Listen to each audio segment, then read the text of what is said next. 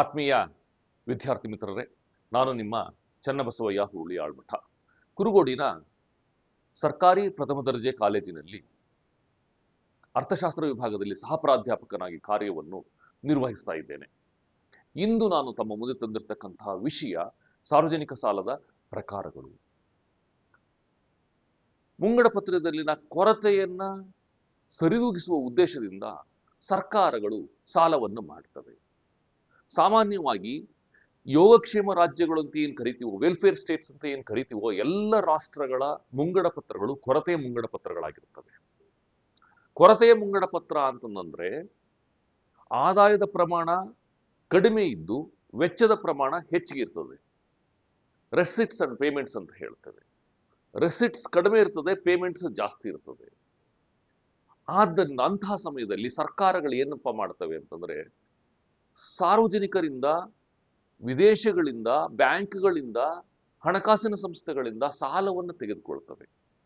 ಆ ಸಾಲವನ್ನು ನಾವು ಸಾರ್ವಜನಿಕ ಸಾಲ ಅಂತ ಕರೀತೇವೆ. ಸರ್ಕಾರ ಅಂದ ತಕ್ಷಣ ಇಲ್ಲಿ ಎಲ್ಲವೂ ಬರ್ತವೆ. ಕೇಂದ್ರ ಸರ್ಕಾರ, ರಾಜ್ಯ ಸರ್ಕಾರ ಮತ್ತು ಸ್ಥಳೀಯ ಸಂಸ್ಥೆಗಳು ಎಲ್ಲವೂ ಕೂಡ ಬರ್ತವೆ.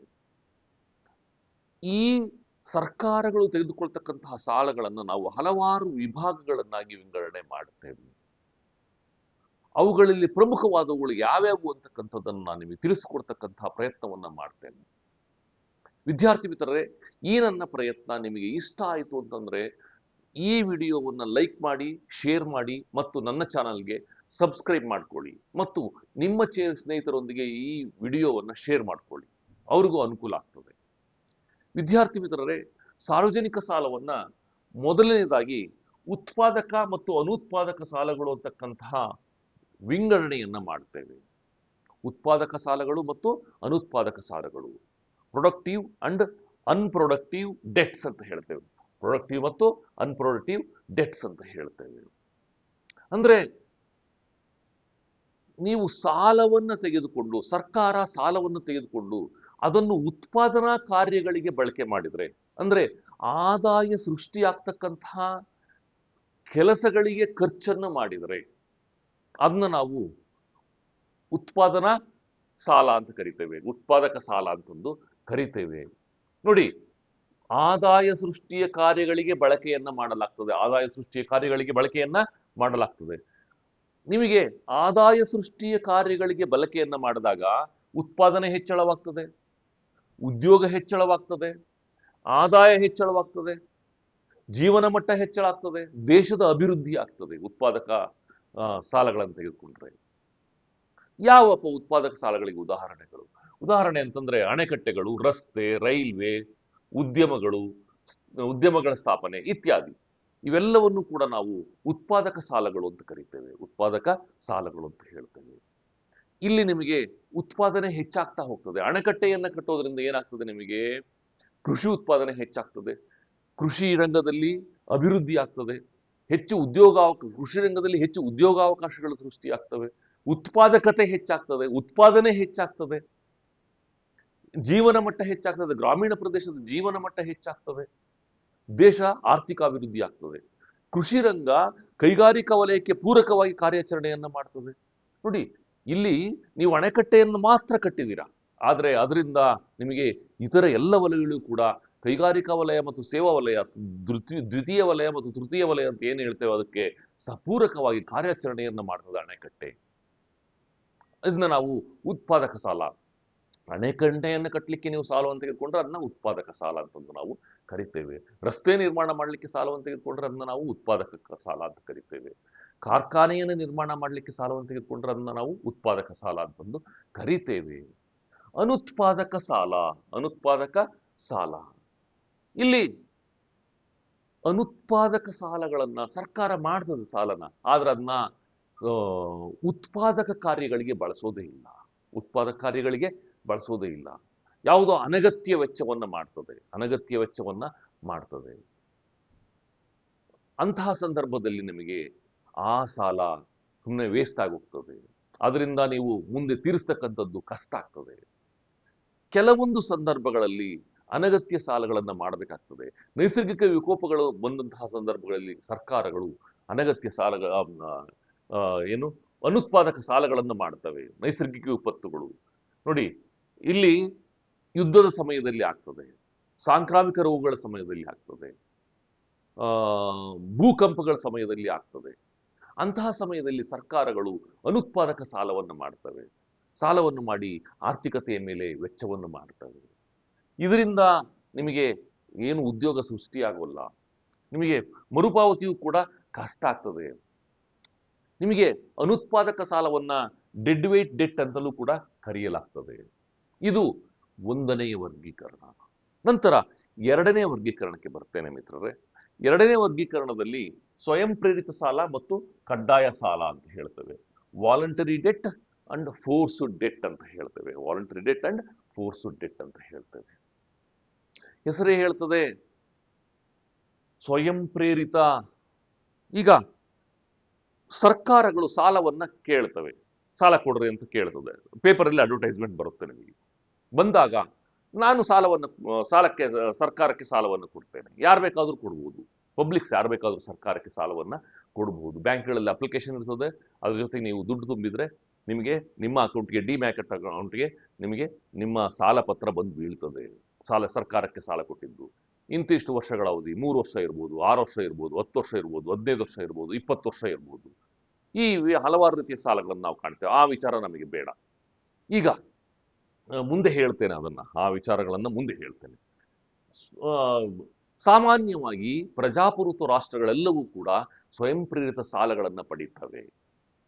ಕರ್ನಾಟಕ ರಾಜ್ಯ ಸರ್ಕಾರವು ಕೂಡ, ಬೇರೆ ಬೇರೆ ಸರ್ಕಾರಗಳು ಕೂಡ, ಕರ್ನಾಟಕ ರಾಜ್ಯ ಸರ್ಕಾರ, ಆಂಧ್ರ ಪ್ರದೇಶ ಸರ್ಕಾರ, ತಮಿಳುನಾಡು ಸರ್ಕಾರ, ಕೇರಳ ಸರ್ಕಾರ, ಎಲ್ಲ ರಾಜ್ಯಗಳು ಕೂಡ ಆಗಿಂದಾಗ್ಗೆ ಸಾಲಗಳನ್ನ ತೆಗೆದುಕೊಳ್ತಲೇ ಇರ್ತವೆ ಅಭಿವೃದ್ಧಿಯ ಉದ್ದೇಶಕ್ಕೋಸ್ಕರ. ಜನ ಕೊಟ್ಟೇ ಕೊಡ್ತಾರೆ. ಇವುಗಳನ್ನು ನಾವು ಸ್ವಯಂ ಪ್ರೇರಿತ ಸಾಲ ಅಂತ ಕರಿತೇವೆ. ಸಾಮಾನ್ಯವಾಗಿ ಪ್ರಜಾಪ್ರಭುತ್ವ ರಾಷ್ಟ್ರಗಳಲ್ಲಿ ಇದನ್ನು ನಾವು ಕಾಣ್ತೇವೆ. ಆರ್ಥಿಕ ಪರಿಸ್ಥಿತಿ ಕುಸಿತ ಕಂಡಲ್ಲಿ ಸಾಲಗಳನ್ನ ತೆಗೆದುಕೊಳ್ತವೆ. ನಂತರ ನಿಮಗೆ ಕಡ್ಡಾಯ ಸಾಲಗಳು. ಇಲ್ಲಿ ನಿಮಗೆ ಸರ್ಕಾರ ಸಾಲ ಕೊಡ್ರಿ ಅಂತಂದು ಕಡ್ಡಾಯವಾಗಿ ಹೇಳುತ್ತದೆ. ನಿಮಗೆ ನಿಮ್ಮ ಹತ್ರ ಏನಾದ್ರೂ ಡೆಪಾಸಿಟ್ಸ್ ಇದ್ರೆ ಅದನ್ನ ನೇರವಾಗಿ ವಶಪಡಿಸ್ಕೊಳ್ತಕ್ಕಂತಹ ಕೆಲಸವನ್ನು ಮಾಡ್ತದೆ.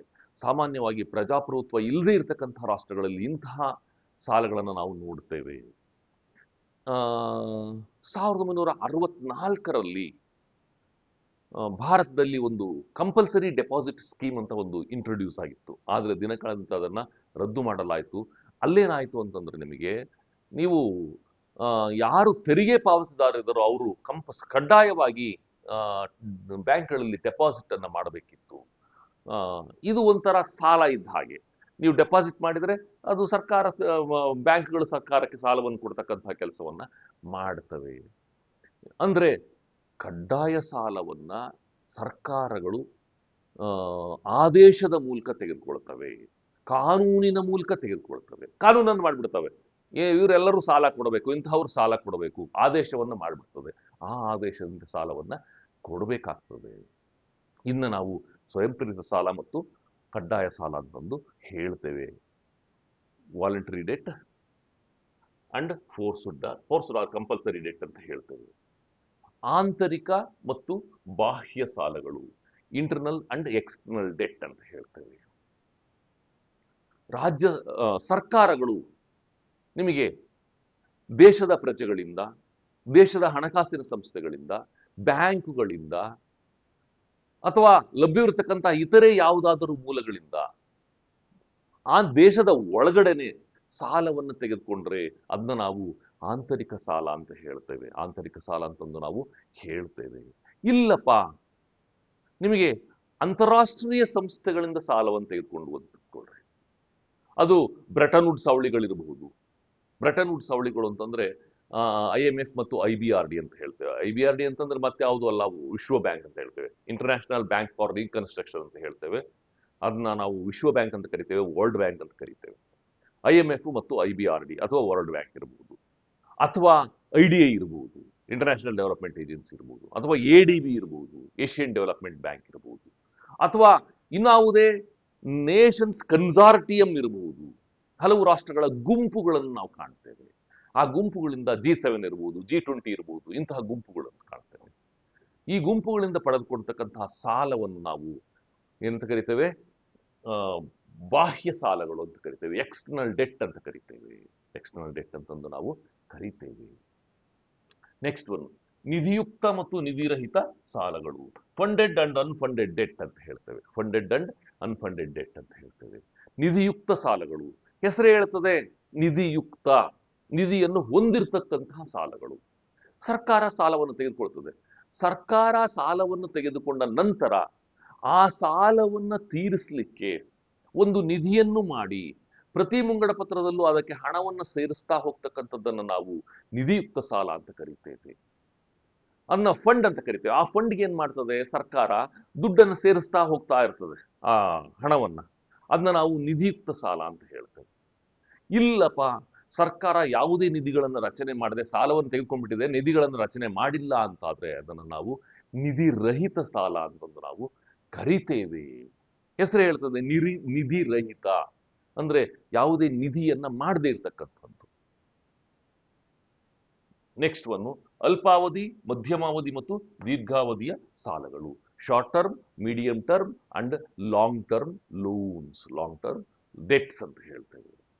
ಹೆಸರು ಹೇಳ್ತದೆ ಶಾರ್ಟ್ ಟರ್ಮ್, 1 ವರ್ಷ ಅಥವಾ ಅದಕ್ಕಿಂತಲೂ ಕಡಿಮೆ ಅವಧಿಗೆ ಸಾಲಗಳನ್ನು ತೆಗೆದುಕೊಂಡ್ರೆ, ಸರ್ಕಾರಗಳು 1 ವರ್ಷ ಅಥವಾ ಅದಕ್ಕಿಂತಲೂ ಕಡಿಮೆ ಅವಧಿಗೆ ಸಾಲವನ್ನು ತೆಗೆದುಕೊಂಡ್ರೆ ಅದನ್ನ ನಾವು ಅಲ್ಪಾವಧಿಯ ಸಾಲ ಅಂತ ಹೇಳ್ತೇವೆ. 1 ತಿಂಗಳು, 2 ತಿಂಗಳು, 3 ತಿಂಗಳು, 6 ತಿಂಗಳು, 12 ತಿಂಗಳುಗಳವರೆಗೆ ಸಾಲವನ್ನ ತೆಗೆದುಕೊಳ್ತದೆ. ಇದನ್ನ ನಾವು ಏನಂತ ಕರಿತೇವೆ, ಅಲ್ಪಾವಧಿಯ ಸಾಲ ಅಂತ ಹೇಳ್ತೇವೆ. ಮಧ್ಯಮಾವಧಿಯ ಸಾಲ 1 ವರ್ಷದಿಂದ 5 ವರ್ಷದವರೆಗೆ ಸಾಲ ಇರ್ತದೆ. 1 ವರ್ಷದಿಂದ 5 ವರ್ಷದವರೆಗೆ ಸಾಲ ಇರ್ತದೆ. ಇದನ್ನ ನಾವು ಮಧ್ಯಮಾವಧಿ ಸಾಲ ಅಂತ ಹೇಳ್ತೇವೆ. ಅದು ಎಷ್ಟು ಬೇಕಾದ್ರೂ ಇರ್ಬೋದು, 1 ವರ್ಷದಿಂದ ಎಷ್ಟು ಬೇಕಾದ್ರೂ ಹೆಚ್ಚಿಗೆ ಇರ್ಬೋದು, ಅಥವಾ 5 ವರ್ಷಕ್ಕಿಂತ ಎಷ್ಟು ಬೇಕಾದ್ರೂ ಕಡಿಮೆ ಇರ್ಬೋದು. ಇದನ್ನ ನಾವು ಮಧ್ಯಮಾವಧಿ ಸಾಲ, ಮೀಡಿಯಂ ಟರ್ಮ್ ಡೆಟ್ ಅಂತ ಹೇಳ್ತೇವೆ. ಇನ್ನು ಕೊನೆಯದಾಗಿ ದೀರ್ಘಾವಧಿ ಸಾಲ, 5 ವರ್ಷಗಳಿಗೂ ಮೇಲ್ಪಟ್ಟ ಅವಧಿಯನ್ನ ನಾವು ದೀರ್ಘಾವಧಿ ಸಾಲ ಅಂತ ಹೇಳ್ತೇವೆ. ಅದು 5 ವರ್ಷದಿಂದ 7 ವರ್ಷ ಇರ್ಬೋದು, 10 ವರ್ಷ ಇರ್ಬೋದು, 12 ಇರ್ಬೋದು, 15 ಇರ್ಬೋದು, 20 ಇರ್ಬೋದು. ಹೀಗೆ ಈ ಅವಧಿಯ 5 ವರ್ಷಗಳಿಗಿಂತ ಮೇಲ್ಪಟ್ಟ ಅವಧಿಯ ಸಾಲಗಳನ್ನು ನಾವು ದೀರ್ಘಾವಧಿ ಸಾಲಗಳು ಅಂತಂದು ನಾವು ಕರಿತೇವೆ, ಲಾಂಗ್ ಟರ್ಮ್ ಡೆಟ್ ಅಂತ ಹೇಳ್ತೇವೆ. ವಿದ್ಯಾರ್ಥಿ ಮಿತ್ರರೇ, ಈ ನನ್ನ ಪ್ರಯತ್ನ ನಿಮಗೆ ಇಷ್ಟ ಆಯಿತು ಅಂತಂದ್ರೆ ಲೈಕ್ ಮಾಡಿ ಮತ್ತು ನನ್ನ ವಿಡಿಯೋವನ್ನು ಶೇರ್ ಮಾಡಿ, ನನ್ನ ಚಾನಲ್ಗೆ ಸಬ್ಸ್ಕ್ರೈಬ್ ಮಾಡ್ಕೊಳ್ಳಿ. ನಮಸ್ಕಾರ, ಧನ್ಯವಾದಗಳು.